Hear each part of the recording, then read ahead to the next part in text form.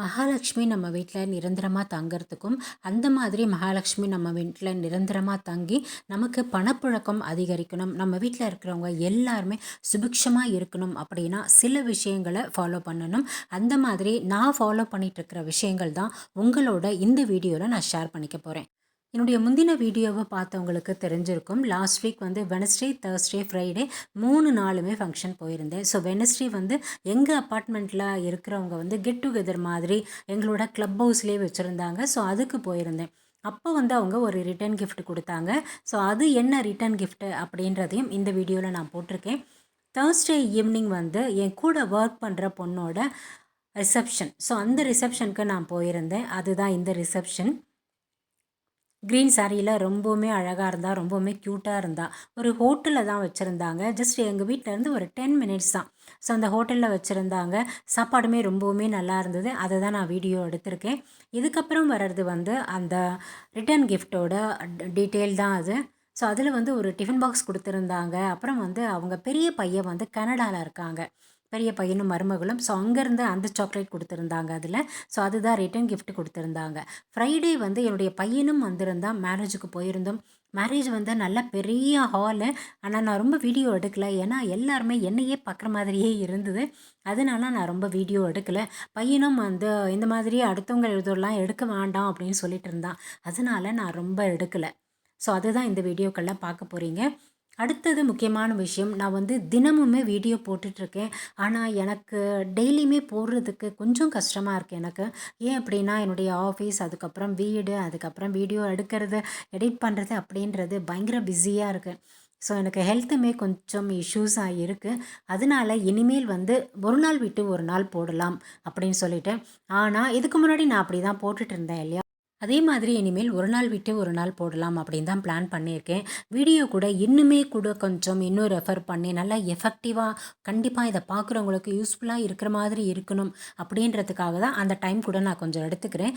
என்னுடைய regular follower இன்னொருத்தவங்க மதுமிதா கலைவாணி அப்படின்னு, அவங்க கொஞ்ச நாளாக நடுவில் இல்லாமல் போயிட்டாங்க. என்ன அப்படின்னா அவங்க அப்பா இறந்துட்டாங்க அப்படின்னு போட்டிருந்தாங்க. ஸோ நிஜமாகவே மனசுக்கு ரொம்ப கஷ்டமாக இருக்குமா, கவலைப்படாது. ஸோ பிறப்பு அப்படின்னு ஒன்று இருந்தால் இறப்பு கண்டிப்பாக இருக்கும் இல்லையா? ஸோ இது எல்லாத்தையும் ஓவர் கம் பண்ணிட்டு தான் நாம் வரணும். நீங்கள் கேட்டிருந்தீங்க எப்படி பூஜை பண்ணணும் அப்படின்னு சொல்லிட்டு. எனக்கு கொஞ்சம் டவுட்டாக இருக்குமா, என்ன அப்படின்னா உங்களோட பிரதர்ஸ் தான் பண்ணணும். ஸோ இருக்காங்களா இல்லையா, நீங்கள் என்ன பூஜை பற்றி கேட்குறீங்க அப்படின்றது எனக்கு சரியாக தெரியல. முடிஞ்சால் கமெண்ட் செக்ஷனில் கேளுங்க. கண்டிப்பாக நான் அதுக்கு ஆன்சர் பண்ணுறேன். இன்னொரு முக்கியமான விஷயம், இந்த வீடியோவில் உங்களுக்கு என்ன என்கிட்ட கேட்கணும் அப்படின்னு தோணுதோ தாராளமாக கேள்விகள் கேட்கலாம். ஆனால் ரொம்ப பர்சனலாக கேட்காதீங்க, தப்பாக நினச்சிக்காதீங்க. மற்றபடி உங்களுக்கு என்ன டவுட்ஸு, என்ன கேட்கணும் அப்படின்னு நினச்சாலும் இந்த வீடியோவில் மட்டும் கேளுங்க. கண்டிப்பாக ஒரு 2 வீக்ஸில் நான் உங்களுக்கு உங்களோட எல்லா கொஸ்டினுக்குமே நான் ஆன்சர் பண்ணுறேன். ஸோ இப்போது மகாலட்சுமி நம்ம வீட்டில் நிரந்தரமாக தங்கணும் அப்படின்னா என்னென்ன விஷயங்கள் அப்படின்னு பார்க்கலாமா? முதல்ல காலையில் எழுந்திரிச்ச உடனே பின்பக்க கதவை திறந்துட்டு கண்டிப்பாக நிலவாசலில் கோலம் போடுங்க.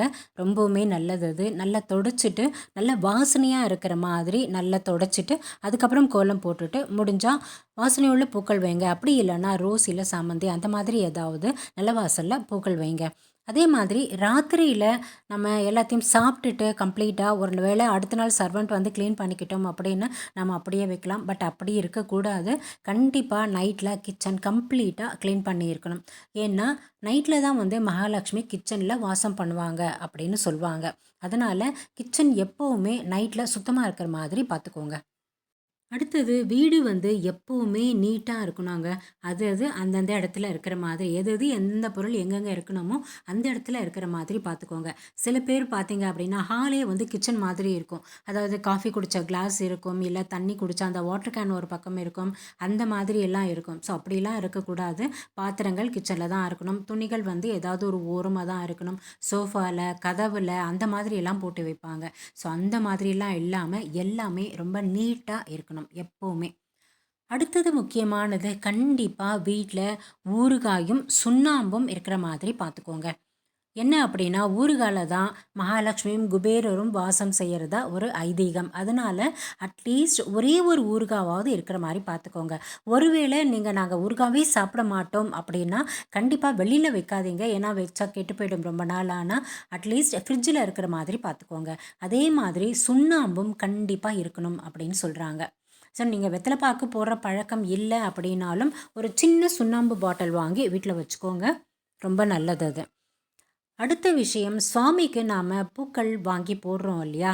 இந்த வாசனையுள்ள பூக்கள் அந்த சீசன் வரும் இல்லை, மல்லி முல்லை அப்படிலாம் விற்கும் இல்லையா? ஸோ அந்த டைமில் அந்த பூக்கள் வாங்கி நீங்கள் உங்கள் கையால் தொடுத்து சாமிக்கு அந்த வாசனையுள்ள பூக்கள் போடுங்களேன். ரொம்பவுமே நல்லது.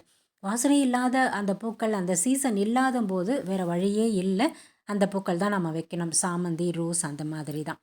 அதனால் வாசனையுள்ள பூக்களை நீங்களே தொடுத்து சுவாமிக்கு போடுங்க. அதுவுமே ரொம்ப நல்லது. அதே மாதிரி நம்ம கிச்சனில் வந்து அந்த ப்ரொவிஷன்ஸ் எல்லாம் இருக்கும் இல்லையா?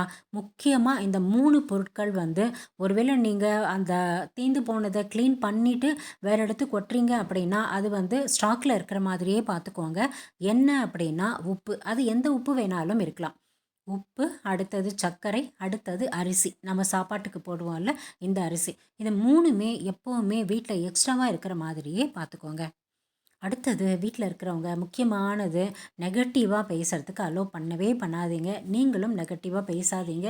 பசங்க கிட்டேயோ இல்லை பெரியவங்க கிட்டேயோ எல்லாம் உடம்பு சரியாயிடும், பேசாமல் இருங்க, எல்லாம் நார்மல் ஆகிடும் அப்படின்னு சொல்லுங்கள். இல்லை பசங்க கிட்ட அதெல்லாம் நீ நல்லா மார்க் வாங்குவ, கவலைப்படாத, அதெல்லாம் நீ ஈஸியாக கற்றுப்ப அப்படின்ற மாதிரி எப்போவுமே பாசிட்டிவாகவே பேசுங்க.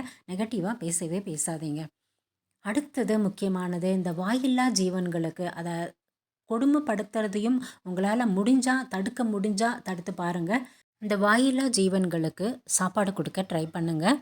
அடுத்தது இந்த பச்சை கற்பூரம். பச்சை கற்பூரம் நீங்கள் எல்லாத்துலேயுமே யூஸ் பண்ண பாருங்கள். நம்ம சாமிக்கு ஆராதனை காட்டுவோம் இல்லையா? அது கூட நீங்கள் பச்சை கற்பூரத்தில் கொடுக்கலாம். ஒரு துண்டு பச்சை கற்பூரம் எடுத்து சாமி ரூமில் அப்படியே வைக்கலாம். இல்லை ஹாலில் இந்த டீப்பாய் மேலே அந்த மாதிரி எங்கேயாவது ஒரு ஷோகேஸில் அந்த மாதிரி பச்சை கற்பூரம் வைங்க. இந்த மாதிரி நாம் பச்சை கற்பூரம் யூஸ் பண்ணும்போது வீட்டில் இருக்கிற நெகட்டிவ் வைப்ஸ் எல்லாம் போயிடும். கண்டிப்பாக பாசிட்டிவ் வைப்ஸ் மட்டுமே தான் நம்மளை சுற்றியுமே இருக்கும், நம்ம வீட்லேயும் இருக்கும். அதனால் மேக்ஸிமம் பச்சை கற்பூரம் யூஸ் பண்ண பாருங்கள். அடுத்தது கிச்சனில் வந்து ஏதாவது ஒரு இரும்பு பொருள் யூஸ் பண்ண ட்ரை பண்ணுங்கள். நம்ம எல்லாமே இரும்பு யூஸ் பண்ண முடியாது. அட்லீஸ்ட் தோசைக்கல்லாவது அந்த இரும்பில் வாங்கி அதை யூஸ் பண்ண ட்ரை பண்ணுங்கள்.